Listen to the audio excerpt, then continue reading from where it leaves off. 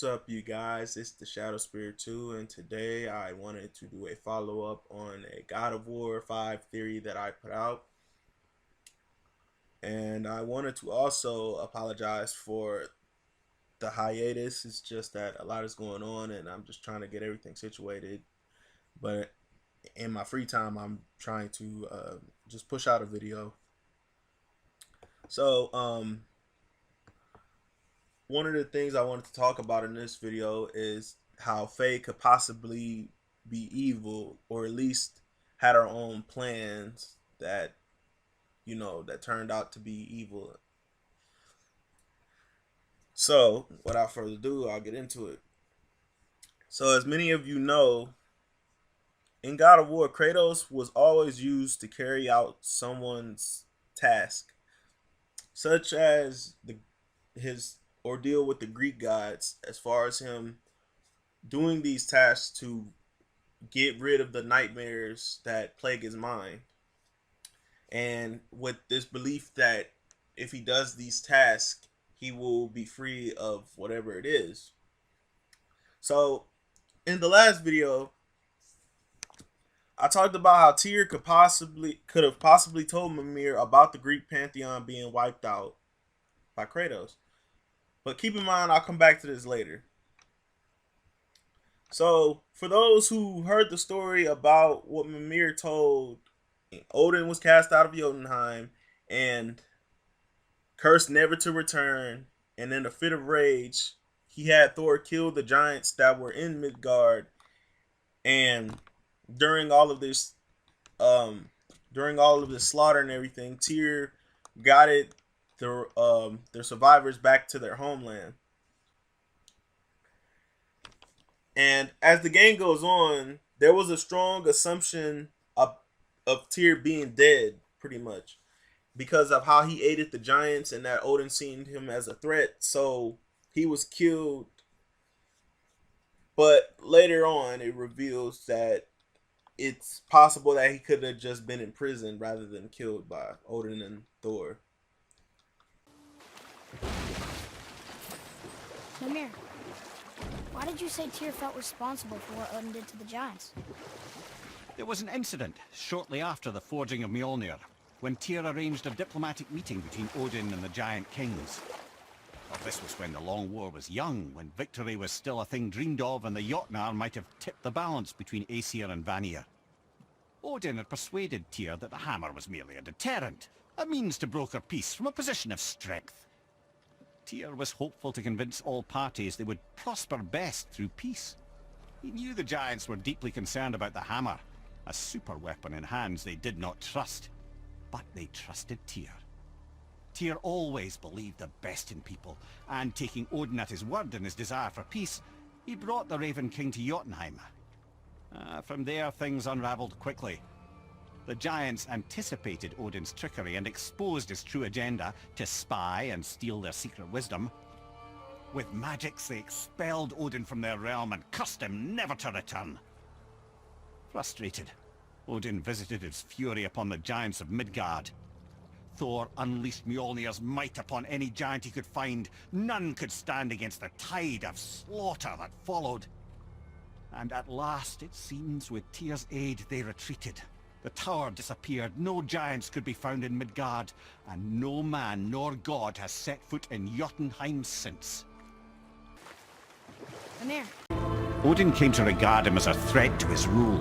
He suspected Tyr of collaborating to aid the giants instead of helping to steal their secrets for the Aesir. Same thing he accused me of, frankly. Though in Tyr's case, I believe he was right. You think Tyr was helping the giants? I do.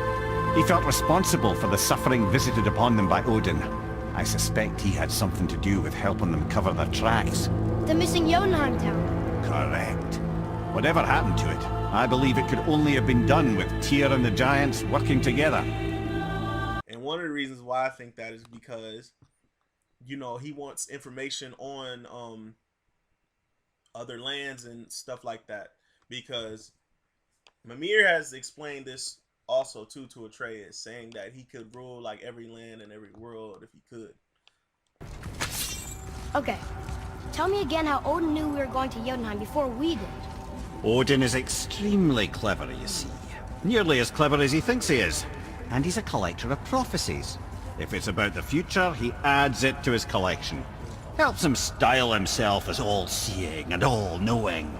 But of course, the idea is control. Control of the future, control of his fate. He'd control every realm of every land in every world if he could. Every potential pocket of resistance, he seeks to eliminate. Even if you've never posed a threat before, he may think one day you might. So you see, it's not important how he knew before you did. It's important that he was right.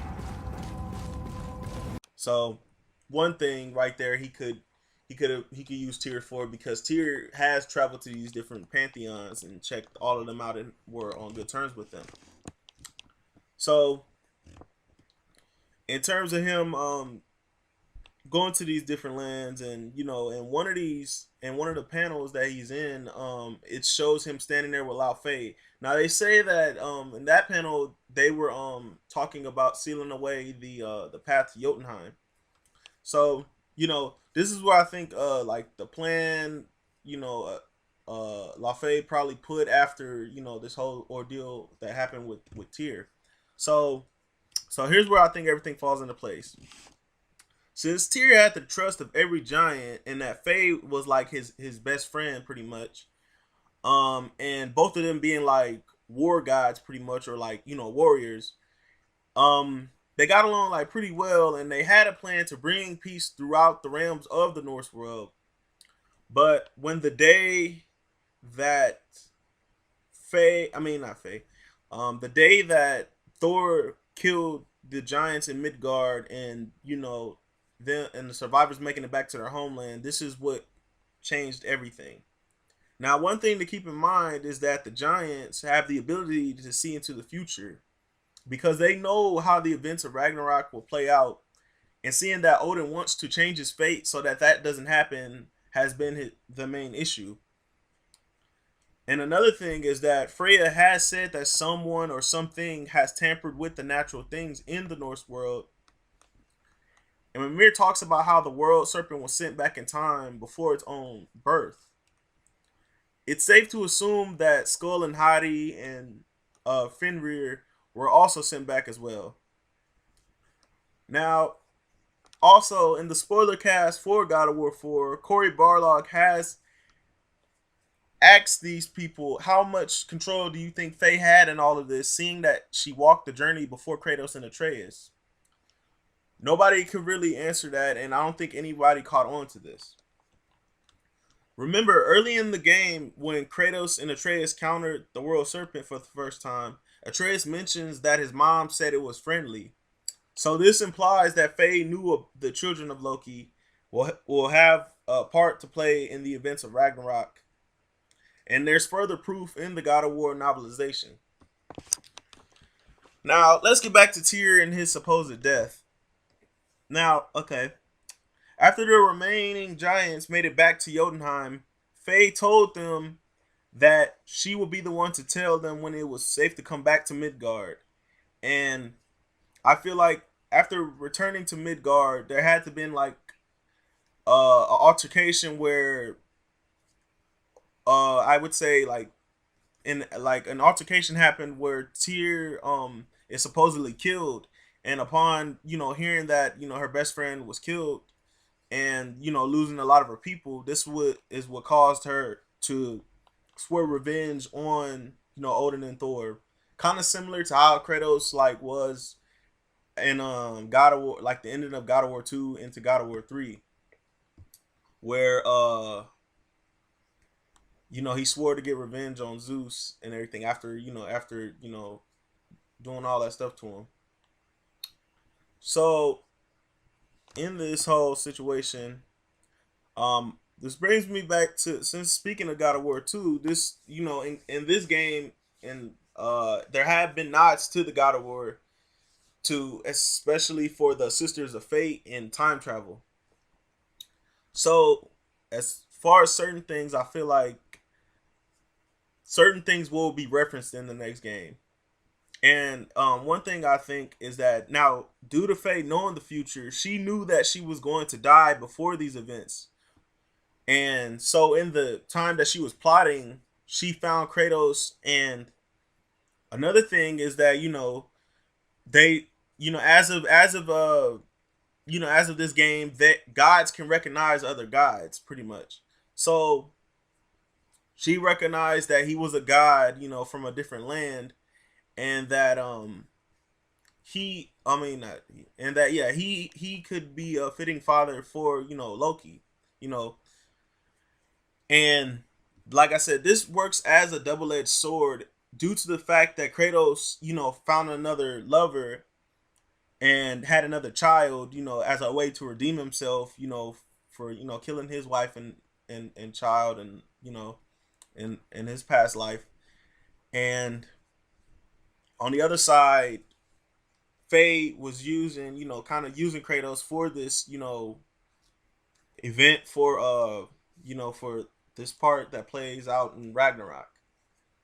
Now going back to about Tyr telling Mimir about the Greek pantheon being wiped out. In the game, there's a scene with Kratos looking at himself on a vase, and on the vase, it shows him as him with the standing over dead bodies and stuff like that, with blood and everything on him. And on the other side of this vase, you see there's there's like there's official pictures. I'll put it up, but um there's signs of, this, like, the Greek pantheon being rebuilt after, the power of hope was you know spread it out ever after Kratos killed, like, the Greek gods. So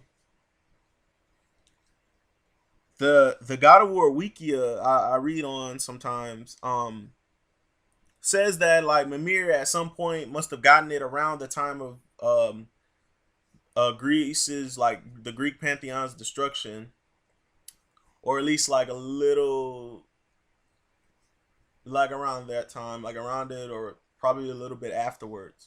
And that he may have gotten word from the oracle about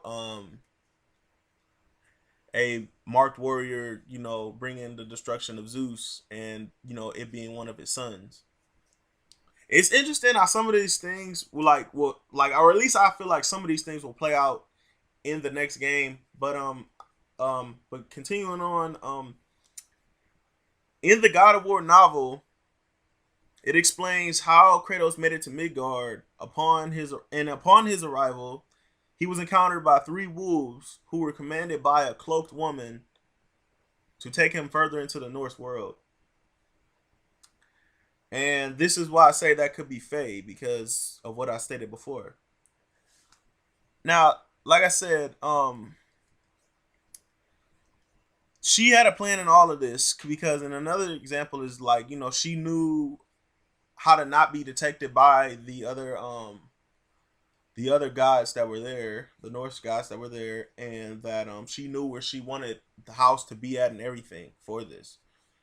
So, because Kratos in the novelization suggested, like, other spots, but she wanted it to be in this specific spot.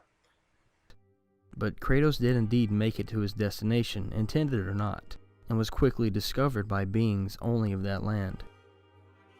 Kratos held a defensive stance, his back against a rock wall, his blades out to defend himself from a trio of yowling wolves twice his height. One black with verdant eyes, one white, and the third gray. The black beast seemed to be the alpha, assuming the most forward position. A beardless god of war, clad in the clothes of his life in Greece, slashed his blades of chaos to keep the predators at bay, but his actions failed to discourage their assault. Kratos realized that he needed to bring down at least one of the wolves if he hoped to survive their onslaught. The white wolf advanced as if on command. The movement revealed a woman behind the beast, clad in a long cloak and cowl obscuring much of her face. Her raised arms sent all 3 creatures airborne to attack. Kratos screamed with all the force he could muster, just as the black wolf ripped into his thigh to drag him away. Where the wolves drug him to, it is not known. It's probably best to go with him taking him further into the Norse world, thus leaving him stranded in Midgard. One thing is for sure though, these giant wolves are more than likely Fenrir and his son Skoll and Hati. But the identity of the woman that was handling them is unknown, as is her business being there. Here I go reaching again, but I am confident in saying that they were all sent there to retrieve Kratos, especially since he was prophesied to play a huge role in Ragnarok along with the three wolves. What happened between this and Kratos meeting Faye is also unknown, but they had ended up getting married and together they built the cabin that we see in the game. She insisted that they build their cabin in that precise location. She countered his every argument to build high on the ridge rather than the valley. After the cabin was finished, Kratos wrapped the blades in his Greek garb and placed them under his house, if we go by this excerpt from the novel when Kratos goes to retrieve the blades after Atreus falls ill. Kratos had concealed the blades beneath the floor of his house 5 decades ago, vowing to never take them up again.